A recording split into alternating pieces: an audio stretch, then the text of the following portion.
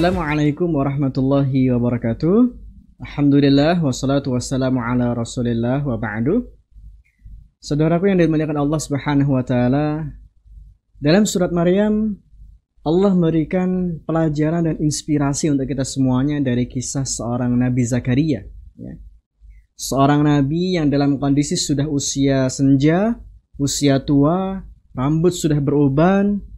Disebutkan dalam ayat itu, Rabbi inni wahanal 'azmu minni washta'ala ar-ra'su syaiba wa lam akun bidu'aika rabbi syaqiyya.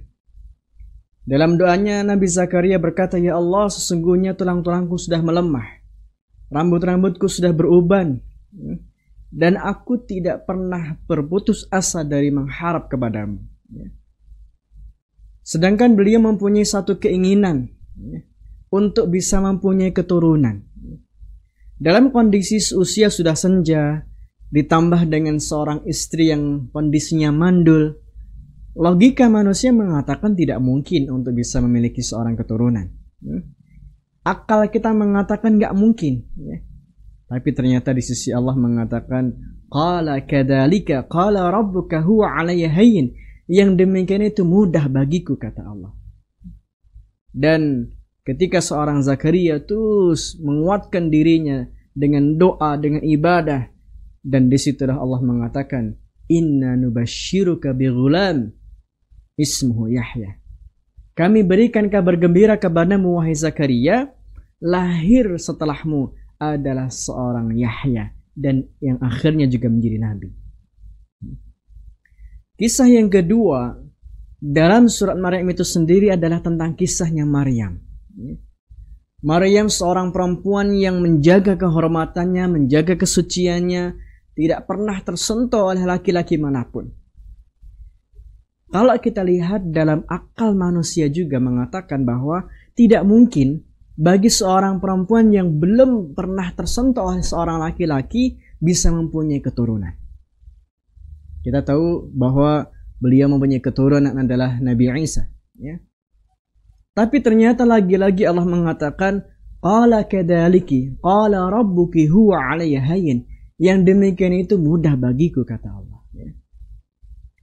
Maka hadirin yang dirahmati Allah, dua kisah yang tadi kita sampaikan bagi akal manusia mengatakan tidak mungkin, mustahil terjadi, ya.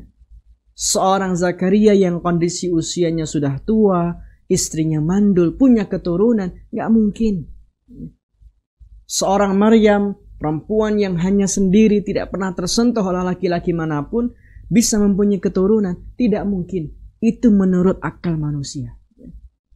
Tapi ternyata Allah mengatakan kepada semuanya, huwa 'alayya hayyin, yang demikian itu mudah bagiku, kata Allah. Maka saudaraku yang beriman, yang dirahmati Allah, semua yang kita inginkan, yang mungkin bisa jadi mustahil menurut kita, tidak bisa kita wujudkan, maka di sisi Allah mungkin, dan Allah mudah untuk mewujudkannya. Maka dalam surat Maryam itu di ayat 35 selanjutnya Allah mengatakan, idza qada amran fa innama yaqulu lahu kun fayakun.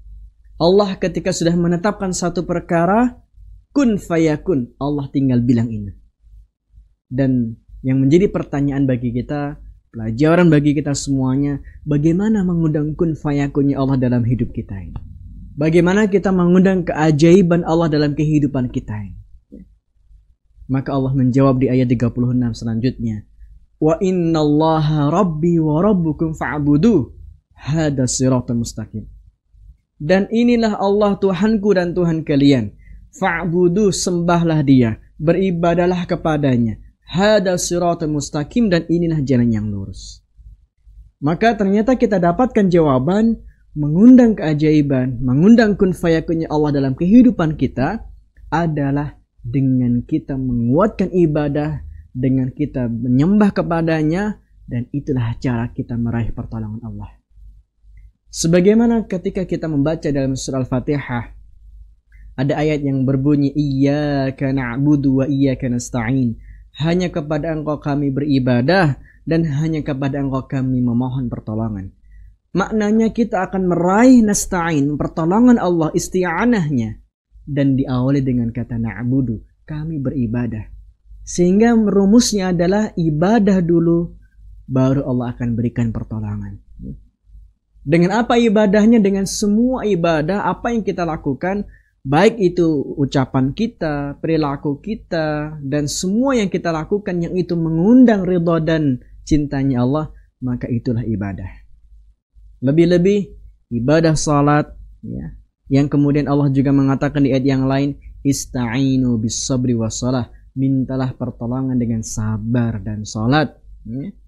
Sehingga dan juga dalam ayat yang lain Allah katakan fa'budni wa aqimis salata lidzikri. Di antara kategori ibadah yang Allah sampaikan dalam ayat ini adalah fa'budni, beribadah kepadaku, wa aqimis salata lidzikri, dan dirikanlah salat untuk mengingatku.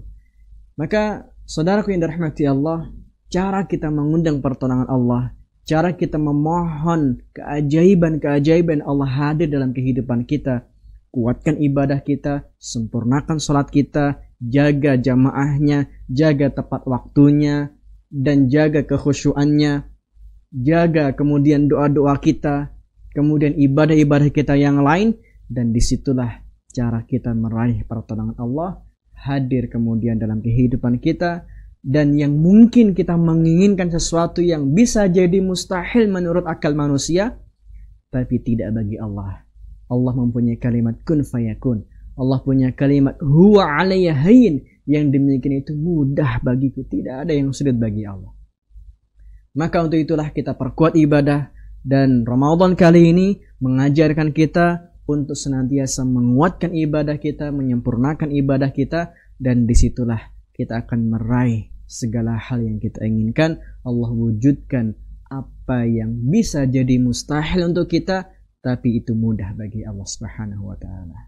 Semoga bermanfaat. Billahi taufiq wal hidayah. Wassalamualaikum warahmatullahi wabarakatuh.